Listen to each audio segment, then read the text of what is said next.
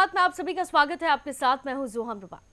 वाराणसी, जिसे काशी या बनारस के नाम से जाना जाता है, एक ऐसा शहर जो हजारों वर्षों से आस्था, संस्कृति और इतिहास का केंद्र रहा है। लेकिन इसी पवित्र नगरी में एक ऐतिहासिक धरोहर आज पानी की एक एक बूंद के लिए तरस रहे हैं।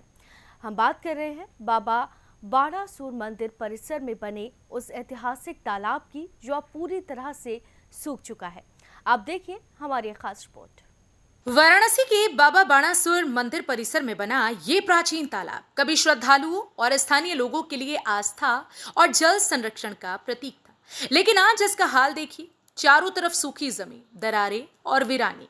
कहा जाता है कि ये तालाब सैकड़ों वर्षों पुराना है और इसका निर्माण बाणासुर नामक असुर राजा के समय का माना जाता है, जो पौराणिक कथाओं में भगवान शिव का उपासक था। स्थानीय ग्राम प्रधान गामा सिंह ने बताया कि प्रोजेक्ट बॉर्डर पर काम करने की तिथि मार्च 2024 बताई गई, लेकिन वास्तव में काम पूरा इस वर्ष के फरवरी-मार्च महीने में हुआ।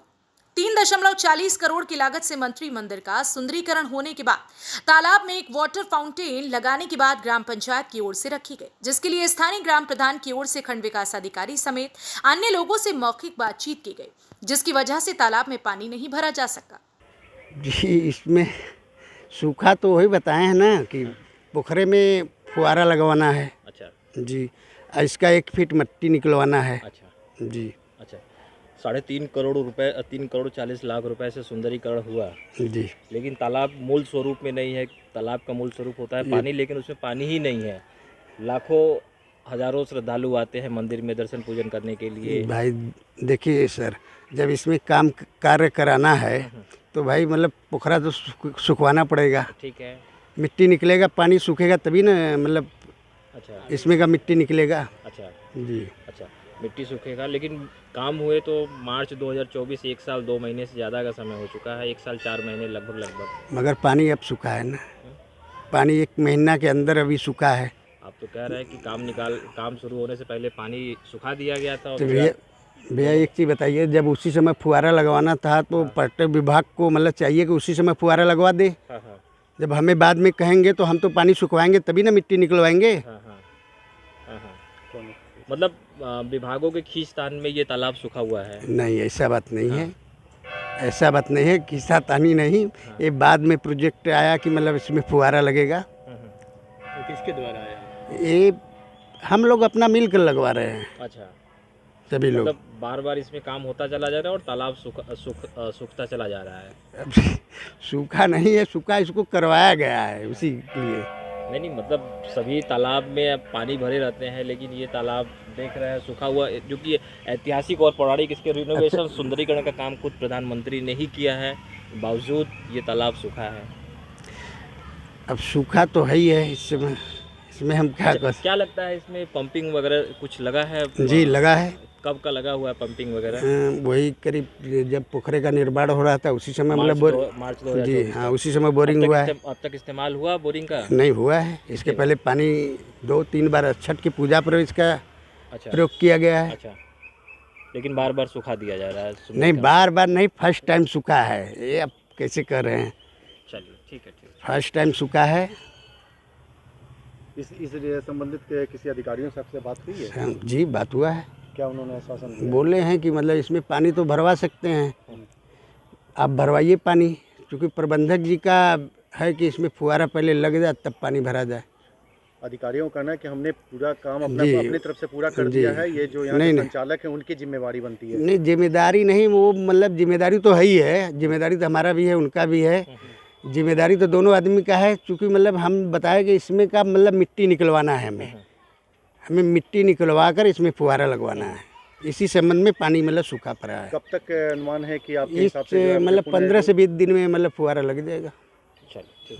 ऐतिहासिक तालाब के सूखे होने का कारण जब कार्यदायी संस्था Uttar Pradesh project corporation limited के अवर अभियंता सतीश विश्वकर्मा से पूछा गया, तो उन्होंने बताया कि यह तालाब का काम पूरा करके स्थानीय मंदिर प्रशासन को ग्राम प्रधान की देखरेख में सौंप दिया गया। अब हमने काम पूर्ण कर दिया है, प्रॉपर समरसेबल हमारा चल रहा है, सब कुछ है।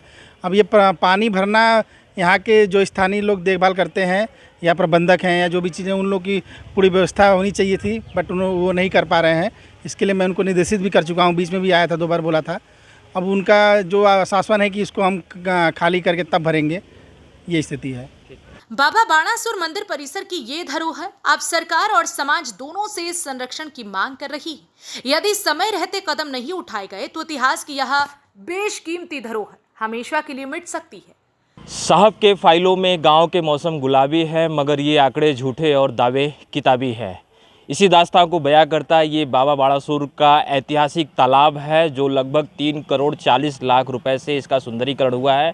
और इस सुंदरीकरण का लोकार्पण खुद प्रधानमंत्री नरेंद्र मोदी ने अपने हाथों से किया है। लेकिन विभागीय लिखापढ़ी, विभागीय अधिकारियों या फिर कहे स्थानीय ग्राम पंचायत के प्रधान की उपेक्षा का शिकार होता ये तालाब खुद अपने आप पर रोता हुआ नज़र आ रहा है। भयंकर गर्मी, चिलचिलाती धूप में इसकी मिट्टियों में दरारें पड़ चुकी हैं। तो ये देखा जाए या फिर ये कहा जाए कि लोगों की उपेक्षा का शिकार होता 4.5 करोड़ रुपए से सुंदर बना ये बाबा बाणासुर का ऐतिहासिक तालाब अब अपनी ही व्यवस्था या फिर या कहे अपने ही सिस्टम पर रोता हुआ नज़र आ रहा है। वाराणसी में ऐसे एक तालाब नहीं, ऐसे हज़ारों तालाब है या फिर कहे इनकी संख्या सैकड़ों में है, जो भयंकर गर्मी में जिनकी तालाब के ज़मीन पर मिट्टी में दरार पड़ी हुई नज़र आ रही है। फिलहाल यूपी की बात के लिए वाराणसी से अभिषेक।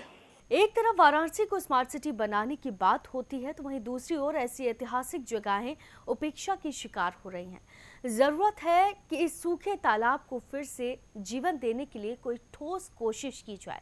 फिलहाल के लिए इस खबर में सिर्फ इतना ही। बाकी तमाम खबरों के लिए आप देखते रहिए यूपी की बात।